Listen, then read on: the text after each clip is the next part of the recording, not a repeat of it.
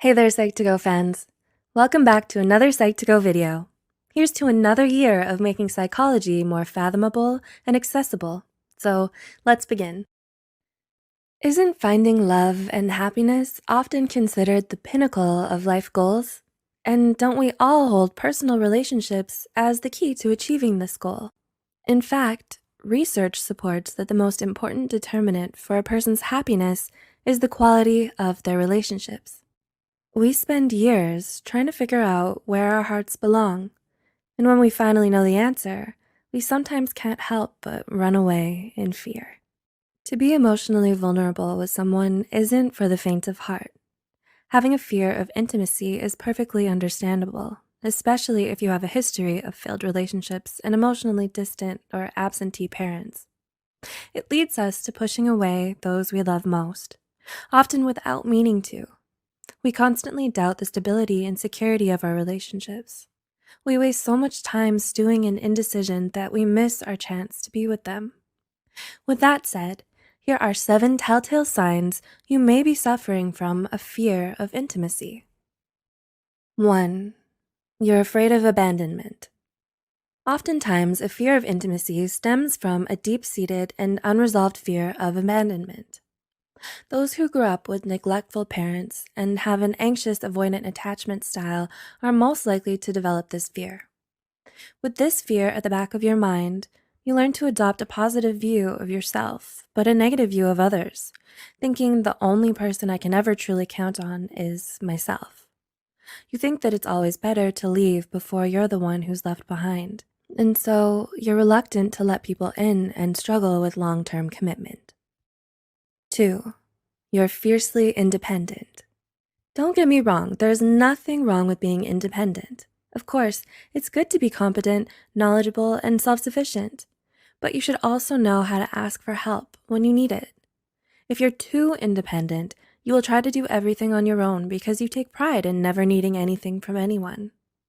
In a lot of ways, it's what makes you feel in control of your own life and enables you to keep your emotional distance from people by never allowing yourself to depend on them or need them. You are feeding your fear of intimacy by making sure you never have to succumb to having others fulfill your needs. Your independence gives you freedom by keeping everyone at arm's length. 3.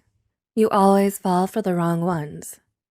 Do you have a history of falling in love with all the wrong guys or girls?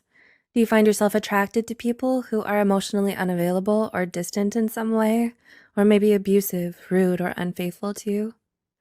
Picking unhealthy partners is a common characteristic seen in those who have a fear of intimacy, because it allows them to avoid getting too close to a person, or ever having a stable or secure future with them. You might find damaged, aloof, or complicated people more appealing because you want to avoid intimacy, and thus end up rejecting the ones who are actually more sincere to commit.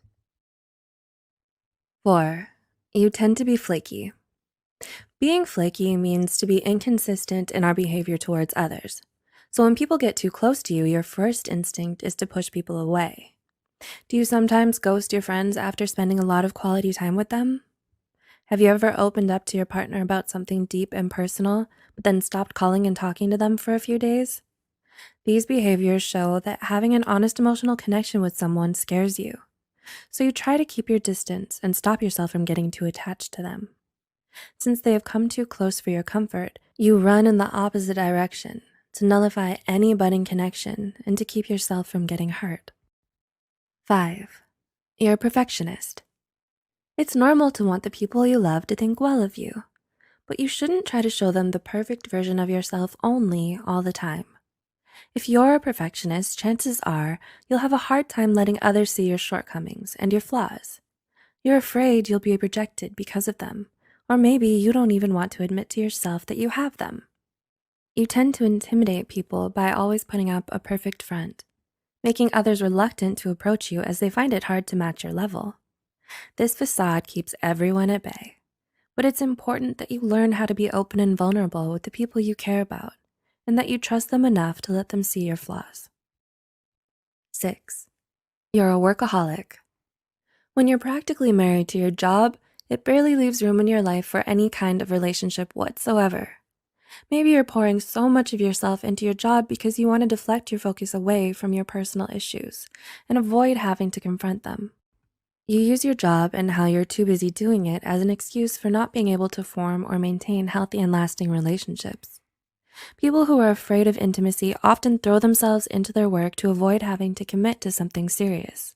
So if you're a workaholic, ask yourself if this is the reason why. 7. You sabotage your relationships.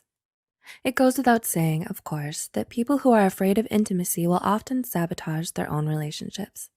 This is why having this kind of fear can be so destructive, because it robs you of the opportunity to have happy, stable, and functional relationships.